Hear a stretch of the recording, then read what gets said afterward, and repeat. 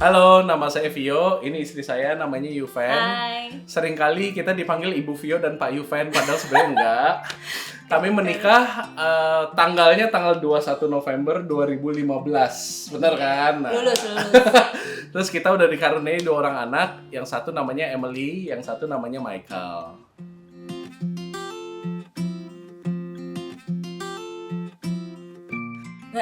Siapa nih yang mau cerita? Aku dulu deh. Oke. Nggak ideal sih menurut aku, karena dari dulu kan aku bilangnya pengennya maksudnya kawin sama nikah dengan yang mulai dengan teman sendiri, mau di kuliah di kantor, terus habis itu ya udah pacaran dan lain-lain gitu. Kalau yang namanya dikenalin tuh aku dulu anti banget ya. Gengsi, gitu kan. gengsi. Ngapain sih dikenalin, emangnya kayak nggak laku banget gitu kayak.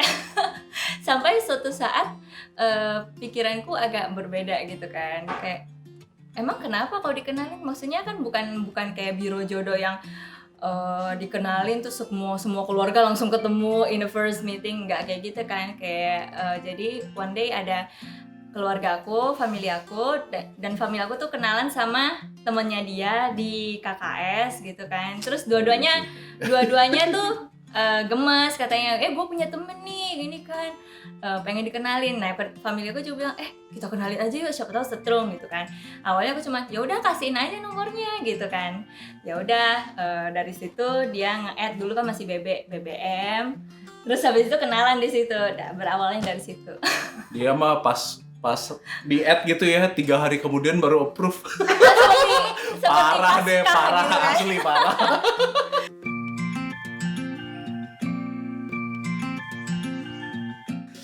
Jadi begini nih ceritanya. Nah jadi waktu itu sih kalau kita sih begitu kenal kan ngobrol dulu biasa gitu ya. Nah pas ngobrol-ngobrol, kalau saya sih ngerasa loh kok kayaknya hawanya enak, nyambung gitu kan. Karena buat saya sendiri yang paling penting tuh chemistry itu adalah ngobrol. Kalau ngobrolnya udah diem-dieman, udah nggak lancar, take effort, saya mikir sampai tua kan semuanya udah nggak ada selain ngobrol kan, berdua kan. Nah jadi begitu pertama kali saya terpesona sama senyuman dan keramahannya. Terus udah gitu akhirnya waktu itu kan ketemu, ngedate gitu kan. Nah cuma kalau ngedate itu buat saya sendiri, saya pengen kenal lebih jauh sama dia gitu kan. Gimana, konsisten gak nih keramahannya atau fake gitu kan. Ternyata konsisten gitu kan. Nah jadi setelah beberapa kali ketemu, akhirnya kita tuh saya memutuskan untuk eksklusif dating gitu. Jadi cuma sama dia doang ketemunya. Kalau sebelumnya kan ya berteman sama siapa aja kan, ada cowok, ada cewek, ya kan semuanya gitu kan. Nah jadi kita tuh eksklusif dating itu sampai satu titik di mana ceritanya keluarganya dia nih bilang, si Vio tuh serius gak sih mau macarin kamu? Kok gak ditembak-tembak gitu kan? Nah, kalau buat saya sendiri sih namanya kita mau kenal dulu yang bener gitu, firm kan. Akhirnya kalau nggak salah kita ketemuan BBM itu Desember, ya kan. Terus kita eksklusif dating itu April, baru bulan Agustus. Agustus kita akhirnya kita ya baru memutuskan untuk yuk kita lebih serius lah. Baru kita akhirnya pacaran waktu itu. Jadi sebenarnya kita tuh nggak ada patokan PDKT tuh mesti berapa lama gitu kan. Cuman karena dia ada history juga dengan sebelumnya, saya ada history sebelumnya, mungkin kita sudah lebih dewasa. Maintain maksudnya maintain gitu ya. Jadi pada state yang waktu itu kita masing-masing tuh nggak ada lagi rasa buru-buru beban mau lah gitu, beban demi status gitu. Jadi lebih ke ya udah jalanin aja seberapa lama kita butuh untuk bisa benar-benar firm dan saling mengenal satu sama lain gitu. Kalau misalnya PDKT 1 tahun tapi long distance, itu kan beda kan dengan kalau misalnya 1 tahun bersama, sering ketemu, ngobrol dan berrelasi gitu. Lebih Jadi, baik 1 hari di pelataran. Rohani banget nih. Jadi kebetulan waktu itu dia intens nih, nyamperin terus gitu ke kantor, ngelewatin 3-in-1, nerobos 3-in-1. Jangan gitu. Kayak gitu kan. Jadi dengan tentang waktu yang segitu kita sih enjoy aja ya, sekitar berapa bulan, 6 bulanan kayak gitu. Meskipun orang tua rasanya udah lama nih, ini beneran nggak sih, mungkin mereka kan maksudnya baik juga, takutnya kita anak ceweknya digantungin atau gimana, padahal kita masing-masing tahu nih state kita fine with that, dan maksudnya kita udah tahu kita masing-masing serius.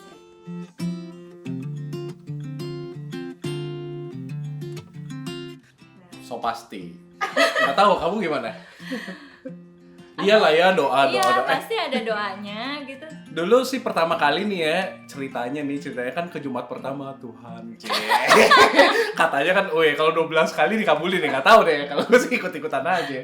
Nah jadi ada doa sih, maksudnya panggilan menikah yes, tapi apakah sama dia atau enggak, sebenarnya waktu itu sih ngikutin suara hati sih, karena kan kadang-kadang keluarga kan sangat peduli ya sama kita gitu ya, akhirnya malah dia ngasih masukan-masukan yang ketemu gue, masa yang komen lo sih, ntar dulu gitu kan. Nah jadi kalau waktu itu saya begitu sih. Yuven gimana? Kalau aku justru sebelumnya nih, sebelum pacaran gitu kan, ada masa-masa dimana aku ngerasanya, ini sebelum aku tahu TOBS, before, jauh sebelum itu gitu ya, aku ngerasa kayak, Tuhan, aku punya kasih yang begitu, maksudnya cinta yang begitu besar yang aku pengen share nih sama seseorang gitu. Tapi ya gue nggak tahu kan waktunya gitu, jadi gue nggak mau ini jadi apa cuman sementara atau gimana. Jadi waktu itu aku doa aja, Tuhan, aku ngerasanya aku punya cinta yang begitu besar untuk kamu bagikan. Waktu itu kan udah pelayanan segala macam gitu kan, have some, maksudnya perhatian yang spesial gitu. Aku pernah doain untuk pasangan, tapi ya udah Tuhan tentuin aja waktunya dan orangnya gitu. Nah pas ketemu dia sih kayak ngeklik sih gitu, langsung gitu. Cuman ya tetap aja jangan ketahuan dulu. Jual mahal biasa. Enggak, bukan jual mahal, tarik ulur gitu kan.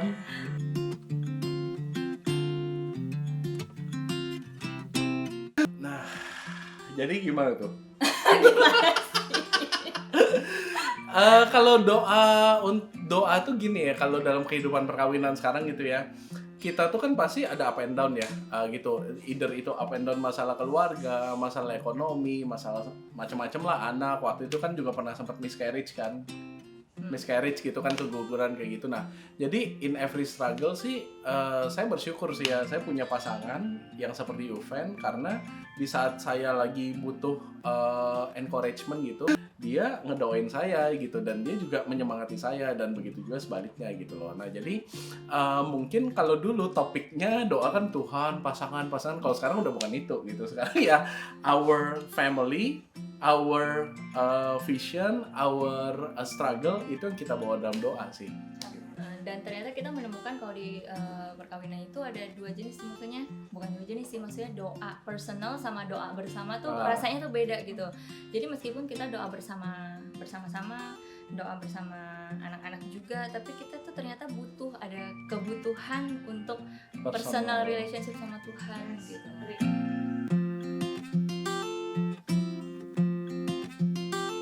Tentu saja tidak. Harus ada secret sauce-nya. Cintanya apa dulu nih? Cinta.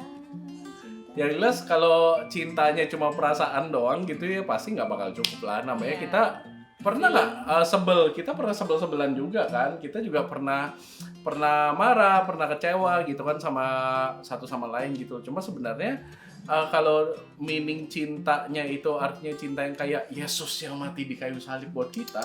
Wow. Kalau cinta hanya feeling itu pasti nggak cukup, karena itu akan hilang. Nggak konsisten, hilang muncul. Jadi kalau misal kita cuman berpegang pada perasaan cinta itu doang, perasaan cinta itu akan sangat fragile gitu. Tapi kalau kita benar-benar memahami arti cinta itu seperti Tuhan sendiri yang mengorbankan dirinya, yang sampai habis dirinya sendiri untuk orang lain, berarti di dalam cinta itu juga ada pain, ada struggle, itu sangat cukup. Artinya gini sih, kalau misalnya menurut saya sih ya, yang paling gampang tuh kayak gini, saya tuh hadiah yang paling baik dari Tuhan buat Yuven. Nah jadi cara saya merepresent diri saya di hadapan Juven, apakah saya menjadi hadiah terbaik nggak sih dari Tuhan buat Juven, dan saya sendiri juga melihat Juven sebagai hadiah yang terbaik dari Tuhan buat saya gitu. Karena kalau misalnya ada hadiah yang luar biasa dari Tuhan, masa gua buang-buang sih gitu kan. Nah sebaliknya Juven juga menghidupi semangat yang sama, wow itu luar biasa sih.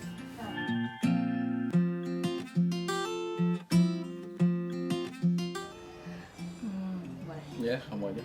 Pertama, sebelum kawin, menuju pacaran dulu, selesaiin dulu masalah dengan diri sendiri. Jadi be clear with yourself dulu gitu loh. Maksudnya kalau ada luka-luka, kalau ada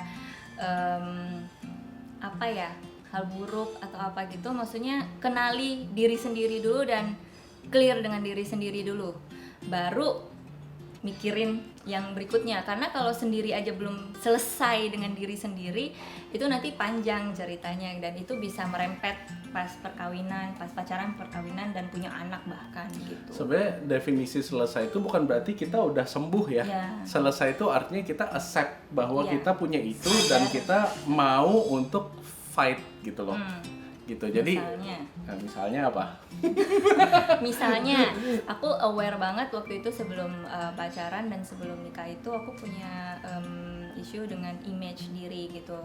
Dan itu image diri maksudnya gue selalu merasa nggak pede, meskipun orang lain nggak ngelihat gitu ya, tapi orang terdekat gue yang bisa ngerasain kalau gue orangnya nggak pedean, terutama dalam hal fisik gitu kan.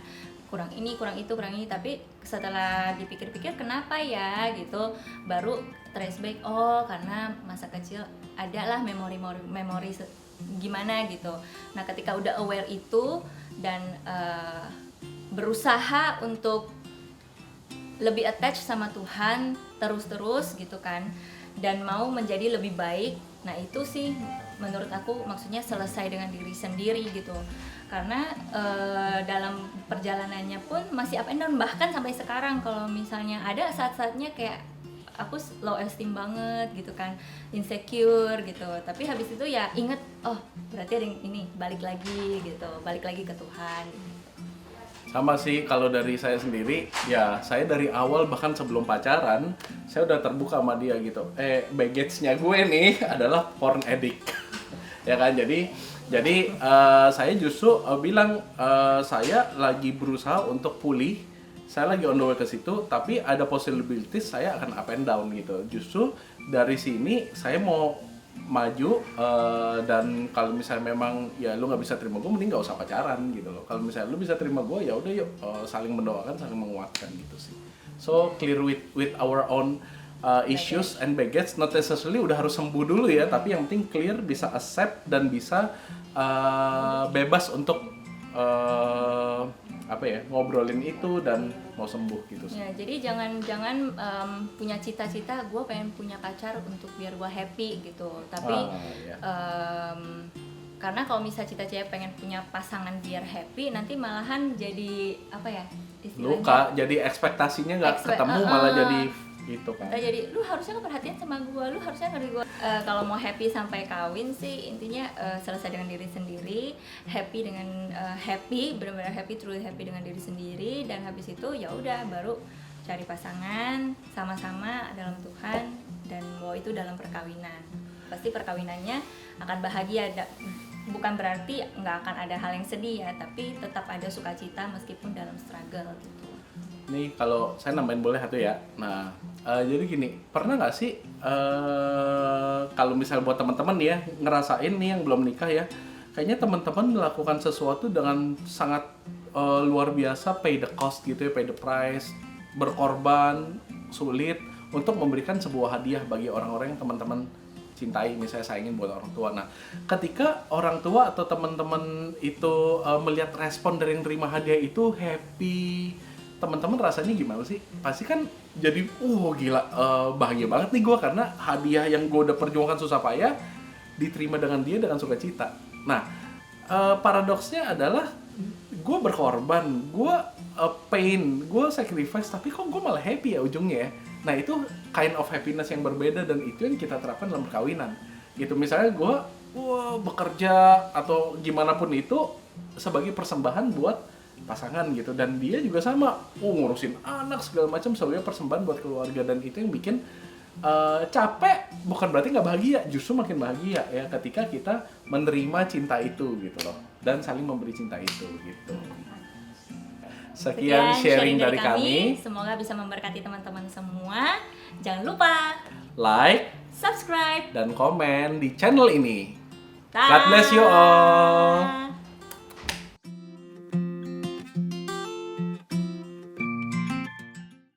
Halo, nama saya Vio, nama istri saya Yuven. Kami udah menikah.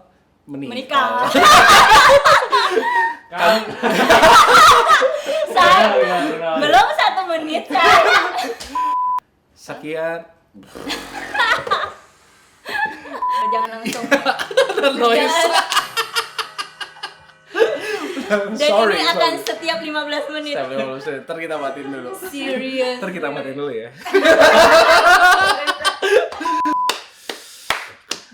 Berikan kami kekuatannya Tuhan agar kami mampu.